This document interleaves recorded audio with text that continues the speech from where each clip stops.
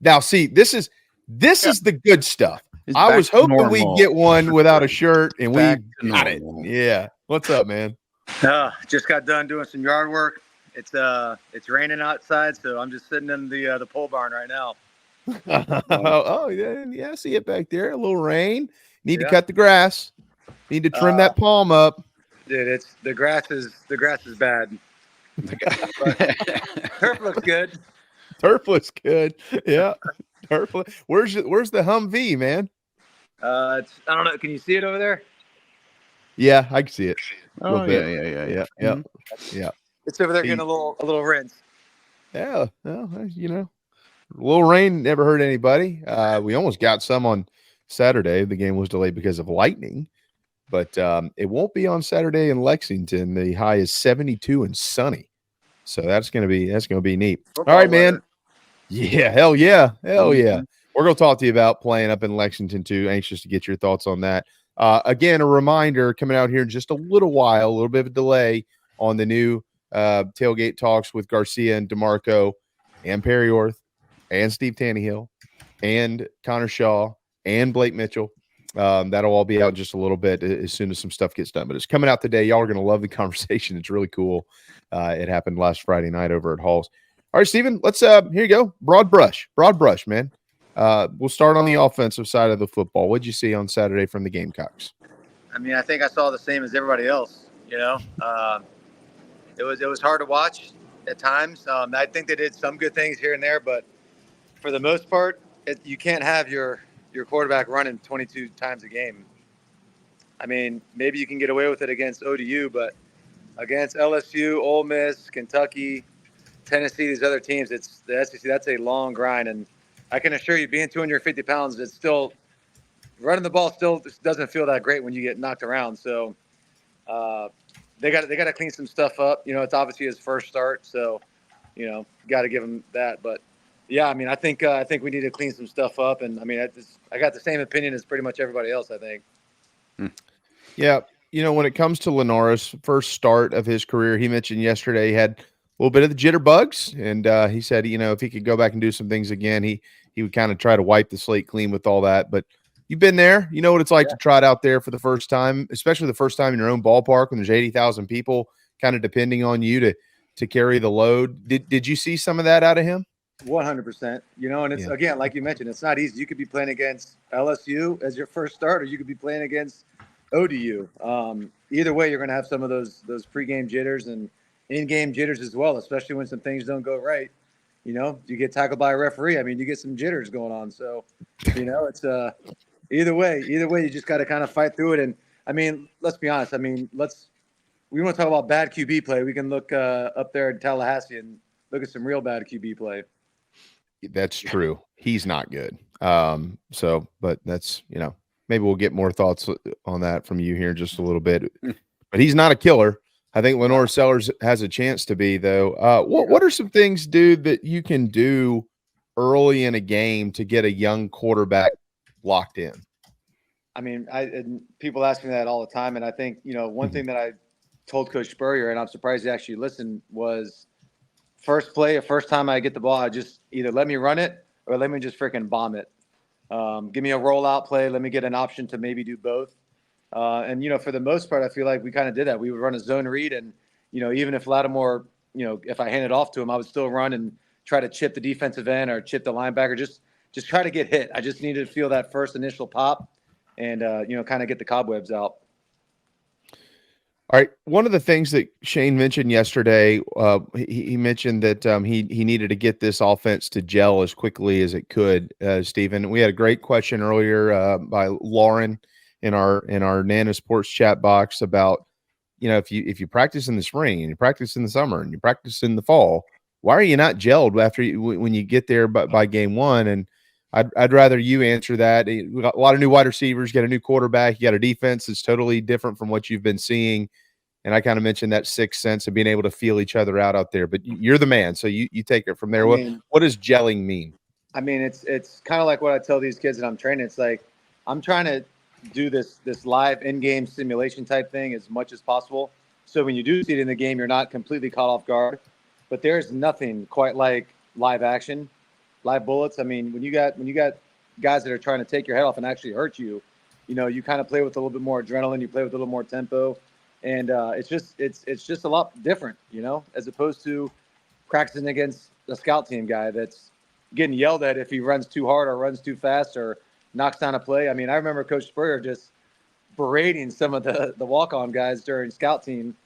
And it's like, man, these guys are like trying to give us a good look. Like that's on us for, moving slow. So, as far as the gelling goes, I think that is a valid question. But, when you have live bullets flying at you, it takes a little bit of time to get that chemistry going. Yeah, chemistry is a big word with wideouts and quarterbacks, right? It does take some. Look, you don't really. Here's the thing: it's the SEC, so you don't have time. Like time doesn't exist here. You either have to be good or you're not going to be good, right? But it does take time to create chemistry. And like if you got a guy who's rolling out, he's trying to make a play, and the receiver understanding what he's doing, like that just does come in time. It doesn't happen overnight, right? And I mean, they're not robots. There's a human error of things. So, there's the whole scramble drill thing is, if you're shallow, you go deep. If you're deep, you come back shallow. Sometimes it's not one or the other. Sometimes you're in an intermediate spot. You don't know whether to go deep or shallow. And, it's the human error is a thing of beauty, but it's also a giant pain in the ass. Stephen, there's been so much talk about play calling. It seems like that's been going on for years. Let's put the headsets on Stephen Garcia. Show me what the first 10 plays look like in Lexington. What do you want to see? It's oh man! I mean, no shirt, backward hat. Oh, absolutely. A pen and a dry erase board, headsets. And you're the guy. Something in my camo Yeti cup. Yeah, exactly. Hell, I don't know, man. My spray can. Some liquid. But I mean, I think what I said earlier, and I just, I feel like LaNorris definitely plays kind of like I did, to where he's a bigger kid, and he feels like he can make a lot of plays with his feet. So yeah, I'm trying to get him out of the pocket as much as possible. Maybe get some quick game, some QB counter, some QB draw. Just kind of get him knocked around a little bit, knock the cobwebs off. I mean, first road start in the SEC. I mean, it's gonna. Again, I got in trouble for saying this to some Lexington people. Lexington is not a hard place to play, and I said that I think 2 or 3 years ago, and we actually beat their ass in Lexington. So I actually got the last laugh at it, but it's not a very difficult place to play. It's not the Swamp or LSU or any of those other places. But yeah, I think the first couple plays, you just try to get him kind of knocked around a little bit and kind of easy completions, get his confidence going, and try to get the offense gelled up. Yeah, I mentioned some of that earlier. And talking to some folks yesterday, the last couple of days, it said the same thing. Try to get him out of there. Get him out of there. Get him moving. Kind of reset that pocket. Give him a few easy throws. I didn't feel like he had a lot of easy throws early in the game Saturday. Stephen, did I miss something? I mean, maybe he missed some guys. I know there was a bunch of guys running open throughout the ball game that he didn't see. Yeah, and that's maybe chalk that up to being a young guy out there like that. But I think just his eyes, instead of looking downfield, just looking at the rush. And again, I was guilty of it. I think any quarterback in that environment is going to kind of be uneasy and want to keep, especially him when he has the ability to run the ball and get out of certain situations. I mean, I don't blame him for necessarily just tucking in, just trying to get upfield. But yeah, I think he'll grow with age and experience. And instead of tucking in and run, maybe get off that first progression, go back, read the second progression, and fire the ball downfield and get it into your playmaker's hands. What did you think about the offensive line? I mean, I thought they did pretty well. I mean, yeah, it's hard. It's hard for me to watch and judge what the offensive line does. I don't know. It's just hard for me to do that. I'm looking at what he's trying to read, and I'm looking at the coverages and everything else. And it's a lot. It's a lot for me as a former player just to sit up in the box and kind of see what he sees. But so you could just imagine how hard it is for him on the actual field to see. There's no shortage of armchair quarterbacks at Williams-Brice, especially in the box seats. I'm sitting there. I'm like, man, you guys think it's that easy, huh? Stephen, you were a guy. I mean, you mentioned your athleticism, but you certainly were known as a recruit as a guy that had a hell of an arm too. Were there any throws that you struggled with, like a throw that like okay, this is not my strength. I can do it, but it's not going to be the highest percentage play for me? Trying to think. My least favorite throw of all time, and this is just from what Coach Spur was always have us do. He's like, that line down the middle of your helmet has to be aligned to your left shoulder, and I want it directly in the middle of the field. So now I'm trying to throw a speed out to my left, and I was talking with Connor, Perry, and Blake about this the other day. Like, you have to swing your left hip, throw it. Next thing you know, you're throwing it out like this, and the ball's you're not going to be very accurate. So that was my least favorite thing with Coach Spur. But, other than that, I didn't feel like there was a throw on the field that I, couldn't make with some good form of accuracy. I don't think there was one that you couldn't make, to be honest with you. Would you not want to see more just quick slants for LaNorris? Just something that – yeah, something quick and just get the ball out of his hand and a quick read. You read the linebacker, boom, it's out of your hand. It's done. You don't have to have to take three-step drop, hesitate, wait around, and then tuck it and go. Or you don't have to depend on the offensive line to hold blocks. You don't have to hold or wait on a running back to pick up a blitz. So, yeah, I mean those quick games are definitely beneficial. Do you think his athletic ability, Stephen, is kind of draws him more to the run and the RPO scheme than, maybe sitting there and making the full read and pull the ball a bit more? Absolutely, especially in his young career right now. I think so. Yeah, and I think they should. I think why not use his skill set to your advantage, your offense's advantage. So, yeah, I mean, I see them 100% doing that as opposed to him sitting back there and trying to make these long reads. I think some of the thing that was bothersome at times on Saturday is like how much he had to work through in some of these play calls. I mean, you're talking about an RPO with an option and this, that, and the other. Like, dude, if you're gonna run him, just run him. Right. If you're gonna run an option, run an option. I mean, if you're gonna run an RPO, run an RPO. I'm just not sure. And I think the other thing too, and again, I'm not Dow Long. I've never called a play in my freaking life. So what the hell do I know? But and just seeing that and seeing at the speed of the game in which LaNorris Sellers played, I felt like he was playing a little bit in slow motion for him. And that's why we've been asking you these questions. We kind of mentioned that earlier. What can speed him up but slow him down up here early in a game to get him going? And it seems like you're right in line. Yeah. Just experience. That's, again, practice and scrimmages against your own guys. It's not even remotely close to being the same as playing against other guys. And, especially a team like ODU, when those guys got a little chip on their shoulder, like, I should be playing the SEC. They're playing with a little more fire in their bellies. So, it's just going to be an experience thing.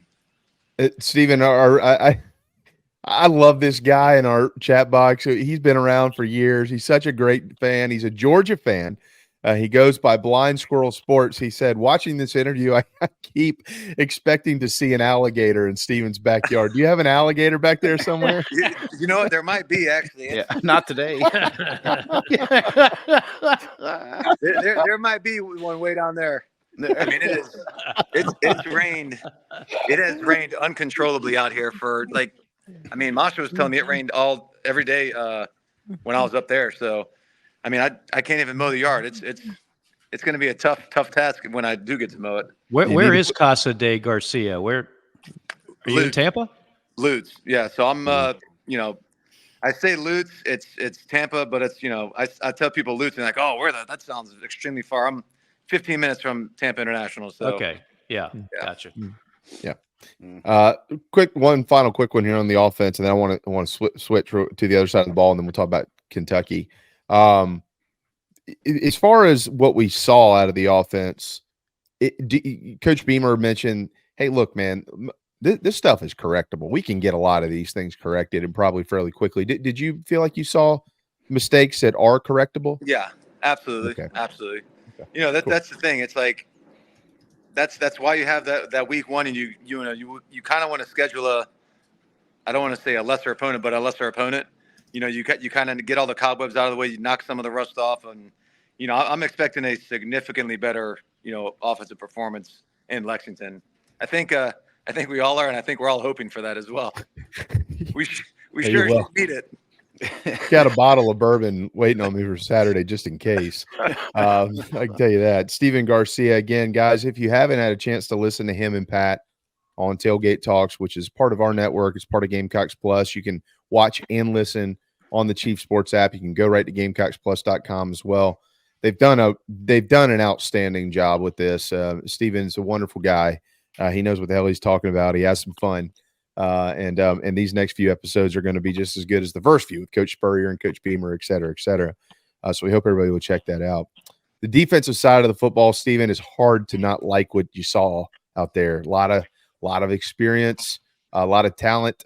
The talk has been around the freshman, Dylan Stewart. So I guess we'll just start there. I don't know if you've seen that clip that Wes Mitchell retweeted from Gamecock Central of all the plays that this kid made or that he was in on. Yeah. Wow. Yeah, I mean that's all you can say as well. And everybody's talking about on Twitter now, like, how is this kid a freshman? Like, that's unbelievable. So, he's got a hell of a coach with Coach Travian. He's gonna get these guys fired up. But I mean, aside from the two busted plays that they gave up for touchdowns, I mean, I think their defense played outstanding. And again, they're gonna have a tough task against Kentucky and Lexington. But I like our front seven a lot. Love those guys. Loved watching Demetrius Knight at linebacker. Kyle Kennard, the other defensive end who transferred in from Georgia Tech. He's an outstanding football player, dude. Yeah, I mean, they play lights out. Especially when you have DNs like that can apply some pressure on these quarterbacks and make them a little uneasy. I mean, that's a big help to your secondary, behind you. The secondary, a little bit about throwing into those, obviously, as a starting quarterback at South Carolina. O'Donnell Fortune was a guy who I had circled coming into the season. I don't even think they threw his way one time this weekend. I got a feeling he's going to be fairly shut down on that side of the field. You mentioned that one of the mistakes, of course, DQ Smith got eaten up on one for a deep touchdown early in the game. But these guys, they're just so mature. They've been around a while, man. So I expect, as we pointed out throughout the preseason, that this defense is going to have to win games for them for at least the first few games of the season. Like, it rests on their shoulders, and they came through big on Saturday. For sure. And like we said, that's part of the game. That's part of playing the SEC. And sometimes it's not real often anymore. It's not like the early 2000s where defenses did win you games. They did win you championships. Now it's very offensive minded. But yeah, I mean, sometimes you got to rely on the defense to slow some guys down and give your offense a fighting chance. And I think we have 4 turnovers we created. I mean, that's pretty big time. So yeah, especially down there in the red zone. I mean, that defense definitely won that game for us. I don't think there's any doubt about that. Hey, you mentioned something a little while ago. If I could get a little technical with you here, you mentioned those defensive ends and how they crashed and made things difficult for Old Dominion. What does that do to a quarterback when you feel like the world is caving in to your left and to your right? It makes you look left and right. I mean, there's no doubt about it. You start getting touched every now and then, and that's kind of what. And I know I know Coach Long would tell Clowney and Gathers and Cliff Matthews and all those guys. But like, even if you don't get to them, put your hands on them, touch them, and just make sure that these guys know that you're there and you're getting there in a hurry. So. The fact that those guys were getting so much pressure so quick in a variety of different rushes, I mean, that was definitely encouraging to see. And it sucks, man. I saw one of the tweets. It's like, yeah, that kid's going to be really good at Ohio State next year. Obviously, talking about Ohio State's going to come in like just throw him a ton of money. So buy him out, yeah. Well, and that's NIL for you, man. That's the world, and that's the world we live in. If that happens, let's close the bridges in South Carolina if that happens. Oh, there's been enough Ohio coming into this great state. We don't need the football team coming in there. Yeah, we're gonna have to seize Ohio State's plane like the Venezuelan guy. Ohio State flies in. Yep, that plane's staying here. That's right. Oh, that's a mic drop. That's Always got to throw some political talk in here. That's right. Yeah. I know. Where's was it Julie or no, Sherry? Was it Sherry? Where's Sherry? We need to find Sherry. If you're there, come out. All right. Speaking of planes, Carolina's going to get on one on Friday and fly to Lexington for beautiful weather this weekend and hopefully a positive outcome for the Gamecocks. You mentioned it wasn't very difficult to play up there. Last time I went, all I heard was rap music for 4 quarters. They play that. I don't think they stopped playing rap music. But Really? what do you remember about what else do you remember about playing up in Kentucky? Well, the last time I say that it's not hard to play, but the last time I played him, we actually lost after beating Alabama the week before. So, but I mean, we were beating the hell out of them, and then that's when Lattimore got hurt, and Coach Burr just completely forgot how to call plays, and I don't want to. I'm not blaming him because I mean we just sucked on offense, and they ended up beating us. And I remember them storming the field, and some freaking lady like slapped the shit out of my helmet as they stormed the field. So Nice. Yep, that's my last memory of Lexington. Yeah, we remember that night well. Y'all were beating the hell out of them until Marcus went down. Yep, I think it was like 38 to like 7 or 10 or something at halftime. Yeah, ugly. It was. I think it might have been 30 or 28 to 10, maybe. It was something ugly. It was at least a 3-score lead at halftime. I know that. Yeah. And then it didn't work out well. If Carolina, if they fall, they come back home, they've got LSU. Obviously, if they win, we know what happens. You got all kinds of energy with the Tigers coming to town the following weekend. But if they fall, Stephen, and fall just 0-1 in the SEC, what would you say to Gamecock fans since you won't be back on here until next Wednesday? What would you say to Gamecock if it doesn't work out on Saturday, which we all hope it does? I think it will. But if it doesn't, with LSU coming to town, what's the message? I mean, I watched LSU and I think they're very beatable. I didn't see anything special from them. And I like Nussmeier a lot. He was down there in Orlando and I used to train him all the time. So I like him. I like his style of play, but LSU is nothing, earth shattering in my opinion. So, I'm hoping, and I think we will beat Kentucky and Lexington. I think we're going to shore up the offense, and LaNorris is going to have a hell of a game, settle down, and then after that, I mean, we'll see what happens. But yeah, I mean, we'll see what happens. It's college football on a Saturday. You never know what the hell can happen. Could be a great weekend. They've got big number 0 there. How big is he, Mike? 7'4", 480 pounds. That's what everybody's telling us. Big number 0. What do you do with a guy like that? Don't you make him run? Don't you make him run east and west and wear him down east to west, east to west? Who's this? The guy from Kentucky? Yeah, Deion Walker or Deion. He's how big? He's like 6'6", 350, 360. He's big 360, boy. Yeah. He was about 380. He shed some excess fat, so he's a hell of a football player. He is. He's not just big. Like you probably played against some guys, Stephen, that are just big, but they can't move. So if they can't move, just being big is not enough. This guy can actually move. Mike, he's at about 40 pounds onto Javon Kinlaw. That's what this kid is. He's a big boy. Wow. Yeah, that's a big boy. Well, yeah. I think you speed tempo the hell out of the offense and try to get his ass out of the game. Say, all right, man, we're going to go full speed and we're going to wear your ass out. Yeah. Where's Juju? Get Juju in the game. That's my guy, little Juju.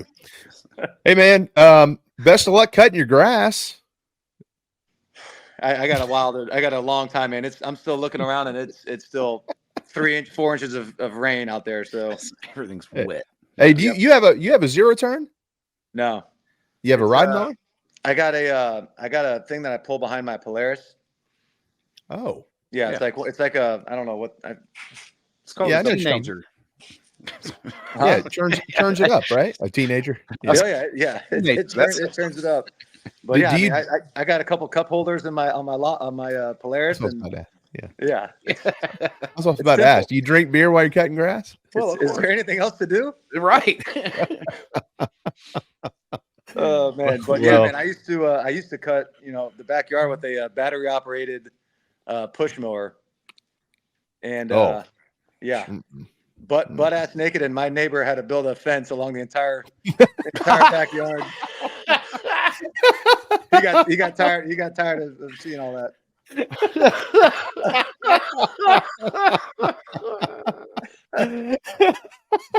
Oh man. You got to get some Rays. I'm just trying to catch some Rays, man. As Coach Burr said, I'm just trying to catch some Rays. No That's tan funny. lines here. Oh man, yeah, that was many moons ago. That is too funny. Hey man, big hugs from us in South Carolina, and always appreciate what you do. Tailgate Talks comes out today. The quarterback roundtable. It'll be up today. We're really looking forward to that. So we'll link up. We'll link up next time I'm in town and you're in town, man. I mean, that was a lot. yeah, it's all right, man. It's good. It's good. I don't blame you for needing to, get your wits about you. It's all good. It's all good. Thanks, brother. Hey, man, have a great week. All right, man. You as well. We'll talk to you guys later. Yes, sir. There you go, Yeah, Stephen Garcia. I called him on the way into town, and he didn't answer. And he didn't call back. I said, "Where are you?" And he sent me a picture. He was sitting in Perry Orr's pool. I said, "Man, dude, you're supposed to be meeting me. We're going to the Flints." He's like, "I don't think I'm gonna make it there."